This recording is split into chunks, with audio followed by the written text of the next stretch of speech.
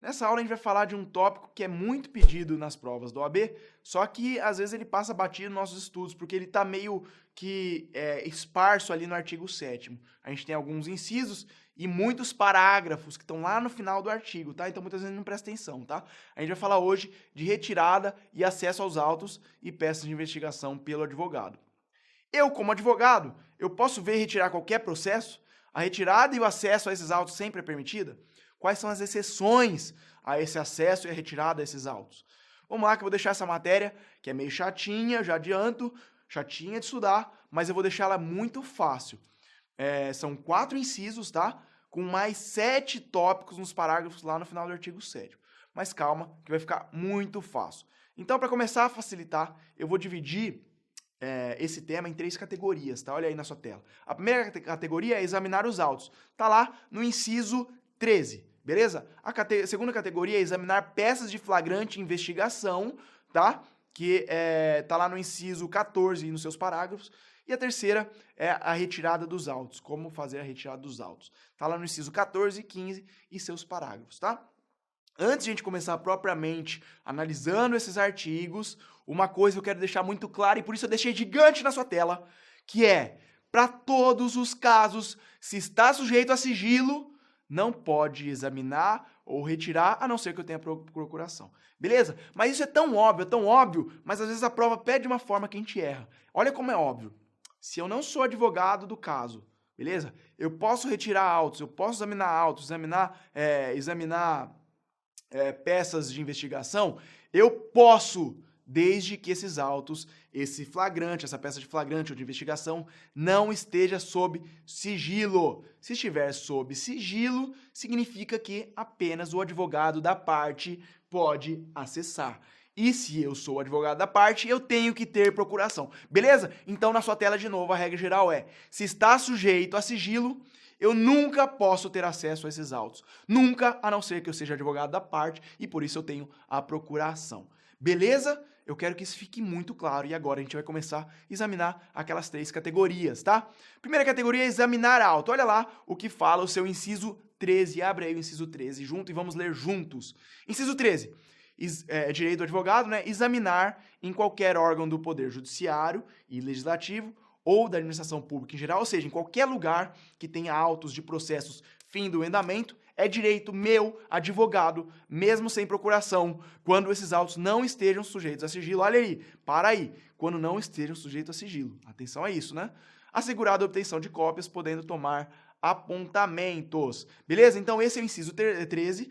Eu posso, como advogado, em qualquer órgão do poder público que haja autos de processos findos ou andamento, eu posso ir lá e tomar apontamentos e examinar esses autos. Desde que, lembra que eu falei antes, não estejam sujeitos a sigilo, beleza?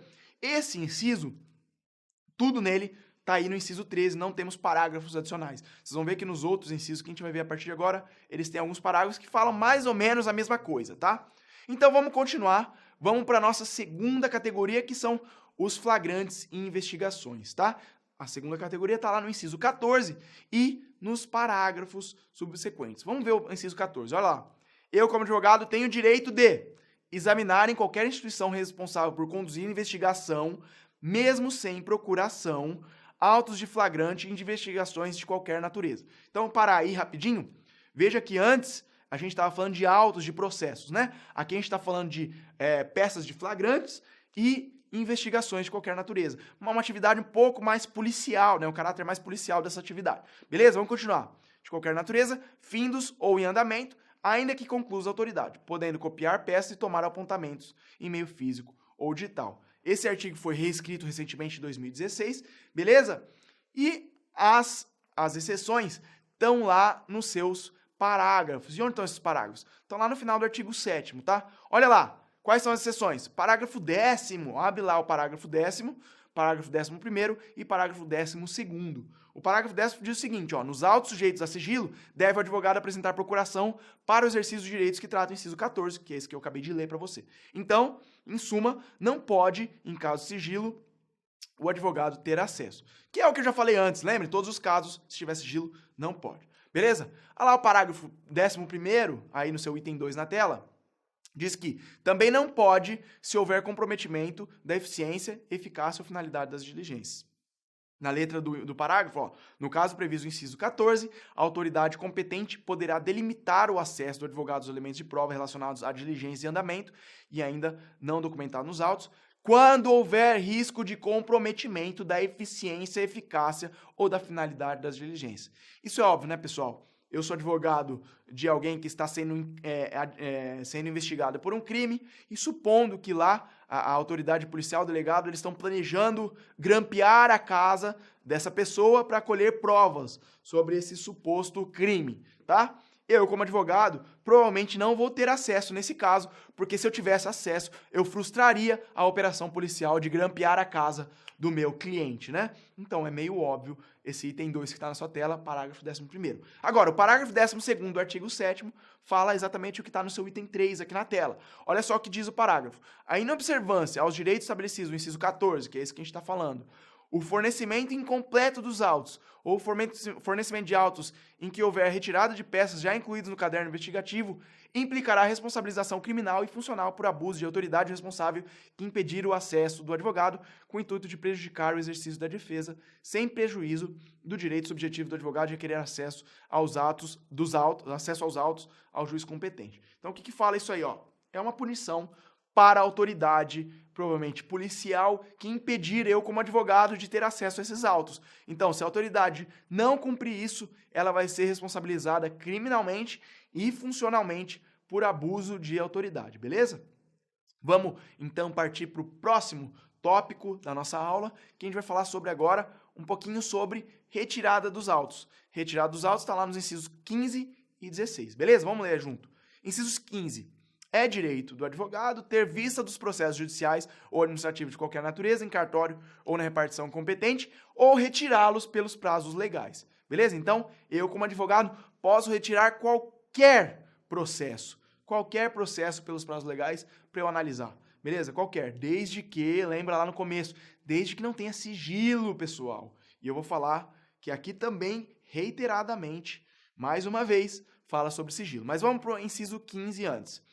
É direito do advogado retirar autos de processos findos, mesmo sem procuração, pelo prazo de 10 dias. Então, mesmo aqueles processos que já estão arquivados, eu, advogado, posso retirar também, tá? Agora, vamos às exceções e às regrinhas, tá? A primeira exceção, olha lá, tá logo no parágrafo 1º do artigo 7º. Parágrafo 1º diz: não se aplica o disposto nos incisos 15 e 16, que é esses que a gente acabou de ler.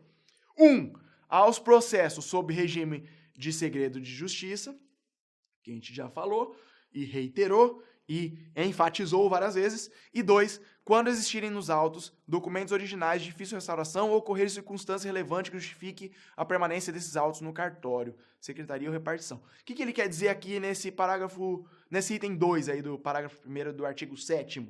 Ele quer dizer o seguinte: beleza, você é advogado, você pode retirar os autos se o auto não tiver sob sigilo, beleza? Pode. Mas se nesses autos tiver algum documento original que vai ser difícil reparar, sei lá, alguma certidão muito antiga, que está meio que se quebrando, se rasgando, aí você não tem esse direito, beleza?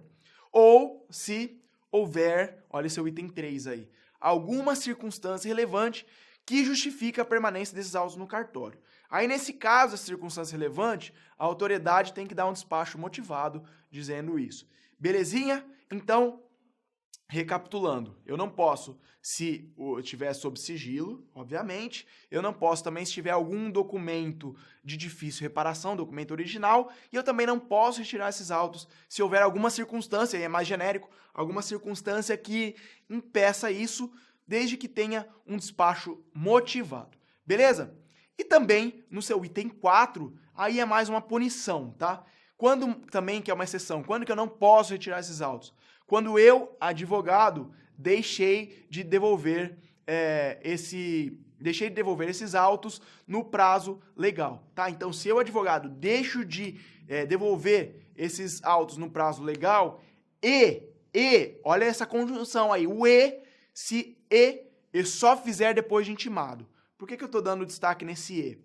Porque um peguinha clássico na prova da OAB diz o seguinte: você, advogado, não devolveu os autos no prazo legal. Você pode ou não pode retirar eles novamente? E aí, a intuição nos diz que não, né? Talvez não, uma punição para o advogado. Mas, esse é o pega. Se o advogado não foi intimado disso, não foi intimado para devolver os autos, não tem a punição, tá? Ele só tem a punição de nunca mais pegar, retirar os autos desses processos, ele só tem essa punição se ele foi intimado. Então, a intimação é condição sine qua non para que ele não possa mais retirar. Então, recapitulando aí o que está na tela, eu não posso retirar se os autos estão sujeitos a sigilo, se os autos têm documento original de difícil restauração, se existe alguma circunstância relevante que impeça que eu retire esses autos e, por fim, se eu pratiquei uma infração, né? Se eu não devolvi os autos no prazo legal e fui intimado para fazê-lo, fui intimado para devolver,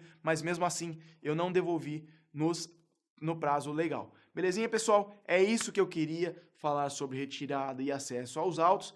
Eu tenho certeza que agora ficou bem mais claro essa matéria para você. E se você quiser dar uma olhada na lei, se você quiser não, né? Você deve olhar isso na lei, no Estatuto da Advocacia da OAB. Olha lá o artigo 7º, olha os incisos 13 seguintes, né? E também olhe os parágrafos, porque essa matéria tem muitos itens lá nos parágrafos no final do artigo 7º. Um beijo e até mais.